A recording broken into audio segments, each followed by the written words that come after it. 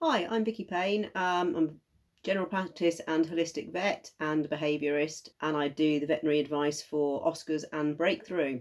Today we're going to talk about fireworks. This vlog is mainly aimed at vets and other pet professionals, but there will be some good advice in here for pet owners as well. It's important when we're thinking about fireworks to remember that these are now a year-round issue for pets and their owners. We tend to think mostly about fireworks in the autumn as the seasons start to change. Obviously, the main celebration is going to be Bonfire Night on the 5th of November. I live in Sussex. We celebrate Bonfire Night from September through to December. So it's something that I deal with, well, perhaps not as much as you might think. There are other celebrations throughout the winter that involve fireworks. So a lot of Diwali celebrations will involve fireworks. Obviously, coming up to Christmas and New Year, they're really popular times as well. But it's not just confined to the winter. Quite often fireworks now will be involved as part of people's wedding celebrations, birthday celebrations. If you're lucky enough to live near a venue that has outdoor concerts in the summer, things like proms in the park, they often have a fireworks finale as well. So we can't just assume that this is a November problem. It's something to discuss with pet owners year round. If we're thinking about how to cope with fireworks, there's a whole range of measures that we can put in place. There's no one measure that's going to make a dog. We're particularly talking about dogs today. Some of these will be useful for cats as well, but mostly we're thinking about dogs. There's no one thing that is going to make them okay with fireworks if they have a problem with bangs and noises. I'm going to break it down into a few sections. So the first thing would be things that we can plan ahead, things that we should be suggesting pet owners get in place 1 to 2 months before fireworks are expected. The obvious one, as we're talking about Oscars and Breakthrough, is the Breakthrough diet itself. So Breakthrough diet is designed to alter the brain chemistry of the dog, help them to be more relaxed, less anxious, and to learn new things more easily. So a lot of dogs on Breakthrough will be calmer, less anxious in general, and that's going to give us a better background state for dealing with any noise and firework problems that we've got. Breakthrough can act really quickly, so some people will see an improvement in their dog's behaviour in Breakthrough on 1 to 2 weeks. But I think if we're thinking about it coming into fireworks season, coming into the autumn with an anxious dog, to give ourselves the best chance of that making a difference, we really want to be introducing that food 4 to 6 weeks before we're expecting fireworks to start. So maybe thinking about that in September, October time. Slightly faster acting things that you may want to consider can include some of the calming supplements. So there are a range of calming supplements out there. Some are available through the Oscars website. There's some behaviour calming products on there. These will contain either herbal or what we call nutraceutical ingredients, which can cause the dog to be generally a little bit more relaxed, a little bit calm. They're not going to get a really frightened dog through fireworks season on their own, but if the dog can just be have a little less background anxiety, then the other things that we're going to suggest may work better for them. There are liquids, there are tablets. There's going to be something to suit every dog out there. And again, I'd want to start these maybe 1 to 2 weeks before fireworks were expected in order for them to have the best effect on the dog. We can also look at pheromone products. So there are a range both for cats and dogs. So we've got a range of different products for cats based on their facial pheromones, and most of the dog products are based on one pheromone, the dog appeasing pheromone, which is a pheromone that bitches produce when they're suckling their puppies, and it will still have a calming effect on adult dogs. So that's available again in a range of different forms. Sprays that can be useful for putting onto the bedding, or onto little bandanas if you like having cute bandanas on your dogs. There are collars that are designed to be worn for about a month, like a soft sort of plasticky collar. And there are diffusers that you can plug in which are useful in the house. And it may be appropriate to use a combination of those. On the Oscars website, we have the behaviour Calm products. So you've got a range of options with the pheromones there. Ideally want to introduce pheromone products 2 to 4 weeks before I was expecting fireworks or other noises to upset the dog. And again, something like the spray products can be used on the night of fireworks to add an extra boost to your calming effect. Some animals are going to need more than that, so some may need medication to help get them through fireworks season, and the fireworks medications would fall into 2 categories. There are the things that I would use longer term, so these might be traditional behaviour modifying drugs. I like a couple of slightly weirder combinations that can be used for maybe 4 to 6 weeks around fireworks season. Again, aiming to reduce our general background level of anxiety in the dog and help them learn to cope with these situations better. The other way that we can look at using medications is short-term medications to be used on the night. Now, they may be used on top of a longer-term protocol, or they may just be used on their own. It's important to think when looking at drugs, obviously, if you're not a vet, you need to work with a good vet on these cases, but it's important to think about how they work. So some will sedate the dog, and so owners need to be aware of that, and they'll need to stay with the dog and make sure that the dog is safe. Some are going to stop the dog feeling anxious and reacting, but affect their ability to learn. So they may be really well behaved on the fireworks night on the medications, but they're not able to learn anything positive from what happens on fireworks night. They're also not able to remember anything or learn anything negative. So choosing the drugs there is quite important. And it's really important to discuss with the pet owner the schedule on which they should be given. How soon should they be given before fireworks are expected?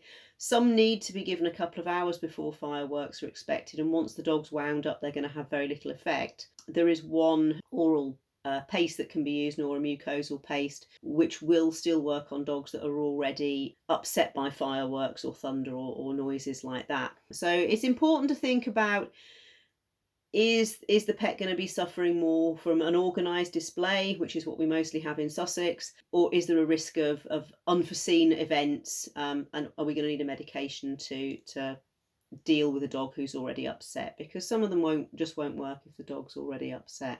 So there's some things that we can think about putting in place and need to be thinking about before we get fireworks happening. The second way that we can help our pets deal with fireworks is to think about the environment when a display is going to be happening. So thinking about their environment, I would obviously recommend, coming into the winter, adjust your dog's schedule where possible so that they're getting their evening walk before it goes dark. It helps if you get that new protocol in place before you're expecting fireworks, and then the dog's less likely to have a full bladder, need to go out for a poo, things like that during a firework display. So try and walk them before they get dark.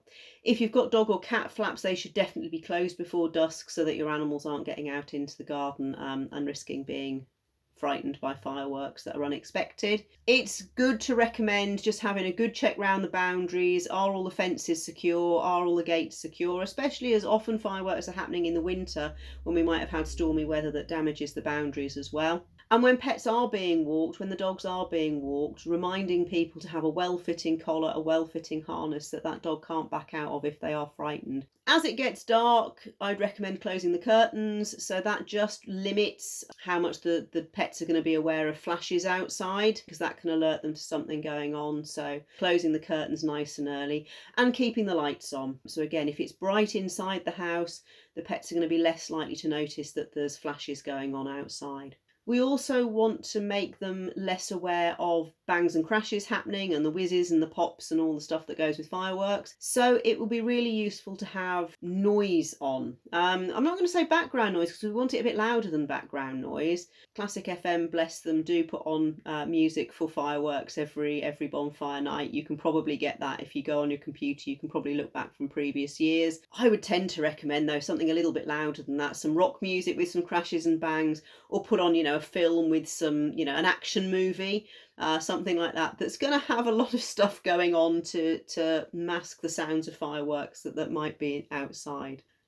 While fireworks are going on, it's important that owners remain as calm as possible and as normal as possible. The more an owner gets het up about the fireworks and het up about what their pet is doing, the more upset the pet is going to get.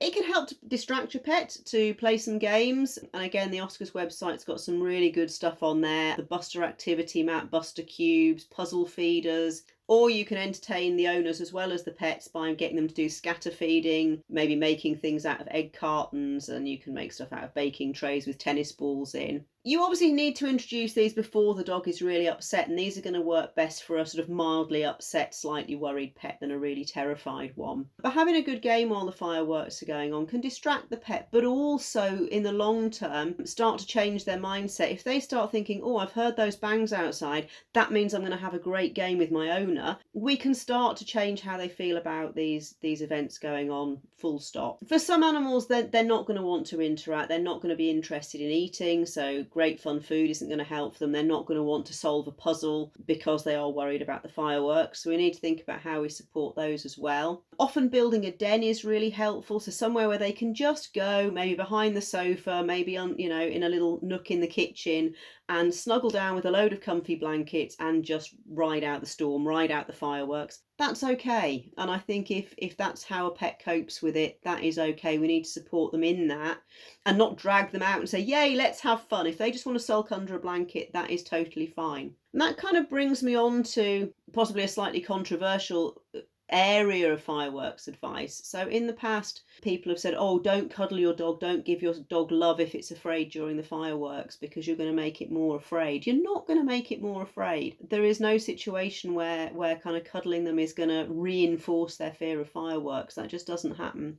I think what we have got to be careful of, though, yeah, if your dog jumps on the sofa and really wants a hug and wants to be close to you, you're not going to push them away. That would be really mean, and that without, you know, we've got to support these pets during the scary fireworks. So we can stroke them, we could groom if they want to be in close contact with us, that's brilliant. However, what I would say is if they want to be left alone, if they don't want to be touched, they don't want to play games, they just want to hide behind the sofa in a little blanket fort, that is also absolutely fine. So I think that's the subtle distinction there to get across, is yes, you can cuddle your dog if they want it, but also if they'd like to be left alone, then probably the best thing you can do is support them in that and support them in being left alone. So once we've got through fireworks season, and I'm mainly going to think about it during the winter, I think we also as pet professionals need to think about prevention rather than cure. My big passion is preventing problems rather than fixing them. It's not really appropriate, I don't think, to start thinking about desensitisation protocols when we're expecting a lot of fireworks, because the risk is that your desensitisation program is going really well and then there's an event that you can't control, there's big fireworks outside, and it can really set things back. So I tend to deal with my clients by saying, okay, firework season's coming up, we're going to do the breakthrough and the supplements and maybe some medication and all the environmental ways of getting your dog through firework season, and then come back and see me in maybe February, March time, which is, there's going to be less fireworks, I'm going to hope, in the spring and summer, and we'll talk about how we try and fix this longer term. So, as I'm sure you're all aware, the main way to deal with firework problems is through a desensitisation and counter-conditioning program. I'm not going to spend a huge amount of time telling you what you already know, but basically what we're doing is trying to change the dog's emotional response to fireworks from, oh god, what is that big bang, what's going to happen, are we all going to die, I'm going to go and hide behind the sofa or tear up the skirting boards or things like that, to, oh, bangs outside, that means that something good is going to happen to me. A lot of dogs will end up in a much more neutral zone, but done right, you can end up with them going, wow, fireworks, what's going to happen now? The very basics of it, we want them to hear fireworks at a level that they can cope with, so they're aware, they hear them, they react, they go, oh, what's that? And then something good happens. So for most dogs, it's going to be then some food comes, or then we play a game. So for some dogs, it might be then we play a tuggy game. Over time, we make the fireworks louder, make them more exciting. So there are loads of apps available now that you can download with noises on. I'm a bit old school. I've got several CDs of firework noises. They are not the same as real fireworks. They absolutely aren't. I think there's some stuff that the recording equipment doesn't pick up that dogs' ears hear from real fireworks, but it will definitely help. Once we're getting them, so you can play them with puppies. When I'm breeding puppies, they listen to fireworks from about two days old. I've got those noises before their little ears have even opened, and then I play those right through to them going to their new homes. So it starts when nice stuff is happening, so when they're eating, when we're playing, and at low volume, and then it builds up to me doing those randomly again when we're playing, when they're having food, when they're doing other stuff. So it starts meaning nothing to the puppies, and that I think is an ideal situation, is that the fireworks kind of mean nothing. Later on with my dogs, and what you can get with a desensitisation and counter conditioning program, I have spaniels, as you can see behind me, and they work as gun dogs. So they get used to hearing a bang, and then they get to go and fetch something, and then they really like fetching something. So what happens in my house with fireworks is they hear a bang and they're all like, oh my god, are we going to get to fetch something? And then I have to say, actually no, they're fireworks. And then they kind of chill out. We might play a different sort of game. But it's absolutely something that can be achieved. Certainly with the CDs, with the random noises that you can play inside, I think you will get dogs that are really positive. That on fireworks night should translate through to a dog that goes, ooh, what's that? And then you can step in with something fun, really good toy, good grooming or play session, something like that. So I think to round up, what I want to say is fireworks, I don't think they're going to go away. Every year we get petitions trying to ban fireworks or limit them to professional displays, and so far very little has happened on that. I think it is much more realistic to expect that fireworks and other loud noises are going to happen, to try and prepare our dogs for those from puppyhood if we can. So if you're working with breeding clients, getting them doing noise desensitisation programs with their baby puppies. When you've got puppies or new rescue dogs coming through, talking to owners about introducing a little bit of noise desensitisation for them, even if they don't seem to have a problem with noises, be proactive with it. And then if we are getting clients coming through with dogs with problems, not only giving them the tools to deal with those problems during the fireworks, but making sure they come back and look at some desensitisation work in the spring and summer. So finally, we do have some resources. So we'd recommend that you follow us on social media. So we've got Facebook page, Instagram, YouTube, probably some others as well. LinkedIn, I think there's Oscars and Breakthrough on LinkedIn as well. We've got a whole range of blogs. There are infographics that might be useful for your own social media feeds. And we've also got helplines if you need any help and advice, either on using Breakthrough, some of the products that are available on the Oscars website, or with handling clients with firework and noise phobia problems with their dogs.